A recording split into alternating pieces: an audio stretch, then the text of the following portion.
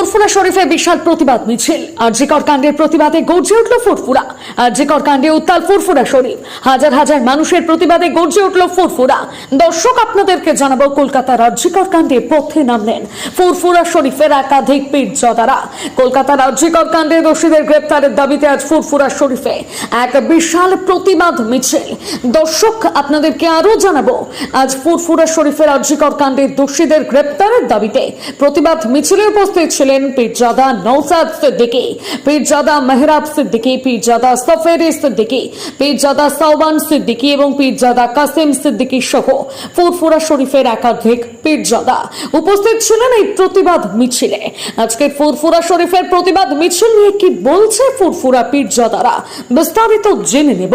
আমরা শাস্তি চাই, আমরা ধর্ষকদের শাস্তি চাই, কঠোর যাতে তাদের শাস্তি হয়। আমরা প্রতিবাদের দাবিতে আমরা আজ আন্দোলনে নেমেছি। আজকাল ধর্ষণকারীদের শাস্তি চাই। আমি প্রথমেই বলতে চাই, আজ 9 তারিখ থেকে 21 তারিখ হয়ে গেল, এখনো পর্যন্ত কোনো আসামিকে ধরতে পারছে না।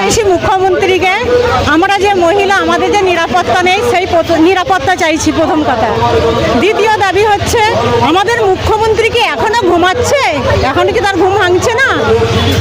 আজ মৌমিতা দেবনাথ, কাল আনিস খান, তারপরে আবু সিদ্দিক হালদার, কোথায় আমাদের বিচার? রেপ করে কেমিক্যাল শরীরে দিয়ে হত্যা করেছে, যে তৈরি করে যেন লাশটা পচে যায়। আজকে সেই বোন তার দেহ কদিন আগে পেয়েছে, এখনো পর্যন্ত আপনার তার ধর্ষকরা এখন অ্যারেস্ট হয়নি। অবিলম্বে এই সমস্ত ধর্ষকগুলোকে অ্যারেস্ট করে অবিলম্ব দৃষ্টান্তমূলক শাস্তি দিতে হবে, না হলে আমাদের প্রতিবাদ চলবে। দেশবাসীর কাছে আর্জি করবো, আপনারাও প্রতিবাদ করবেন। না, এখানে এতদিনের ব্যাপার না। ব্যাপার হচ্ছে আমাদের ছেলেরা রাস্তায়, হাজার হাজার ছেলে। আমরা কোনো আজও দেখছেন কোনো ব্যানারে নয়, কোনো ব্র্যান্ডিংয়ে নয়। আন্দোলনকারীদের সাথে আন্দোলন করব, নৈতিক কর্তব্য হিসেবে আন্দোলন করব। আগে পরে বা এই সমস্ত কথা কোনো অযৌক্তিক কথা, সব রকমভাবে সকলে আন্দোলন করছে।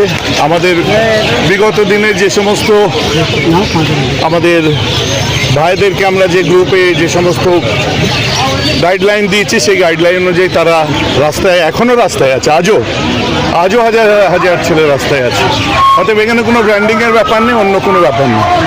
অরাজনৈতিকভাবে আমাদের সেই বোনের জাস্টিস আমরা চাচ্ছি, বা সেটাই।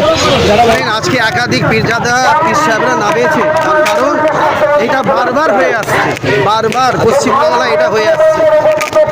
আজকে পীর সাহেবদের নামার কারণ এটাই যে মেন খুনি, যে মেন, তাকে ধরা হোক।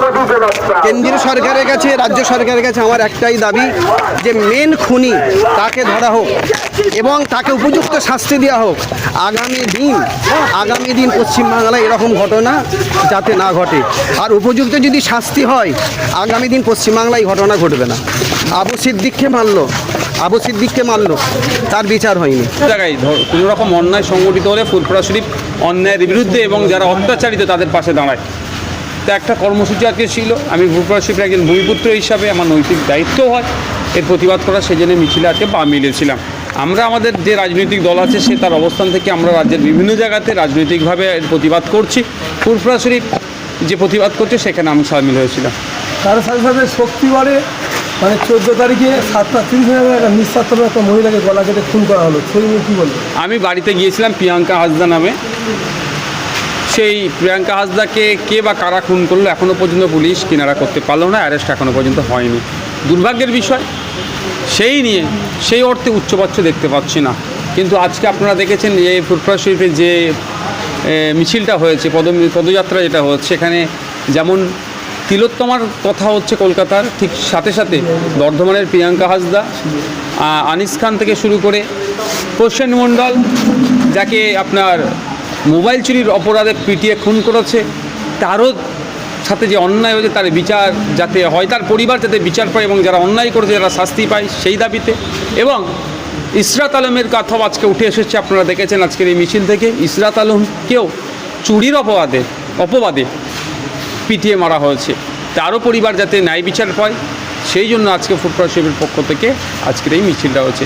এই মিছিল ফুরফুরা শরীফ থেকে বার্তা এটাই দেয়, সারা রাজ্যের মানুষদেরকে, শুভবুদ্ধি সম্পন্ন মানুষকে বার্তা এটাই দিচ্ছে যেখানে অন্যায় হবে গণতান্ত্রিক প্রক্রিয়ায় গর্জে ওঠার কথা। দিনের পর দিন এরকম যে রাজ্যের জন্য ঘটনা যে বেড়ে উঠেছে, কি বলবেন ফিরিয়াদের পক্ষ থেকে আগামী দিনে কি পদক্ষেপ নেওয়া হচ্ছে? কোনো মতেই আমরা চাই না এই ধরনের ঘটনা রাজ্যে আরও ঘটুক। আমরা সবসময় চাইবো এই ধরনের ঘটনা যত কম ঘটবে, রাজ্যবাসী হিসাবে আমরা ততটাই সুরক্ষিত থাকবো। কে ক্ষমতায় আছে রাজ্যে, কে দেশে আছে, তার থেকে বড় কথা ক্ষতিগ্রস্ত আমরা নাগরিক হচ্ছে। আমরা নাগরিক কোনোভাবেই না ক্ষতিগ্রস্ত হয়।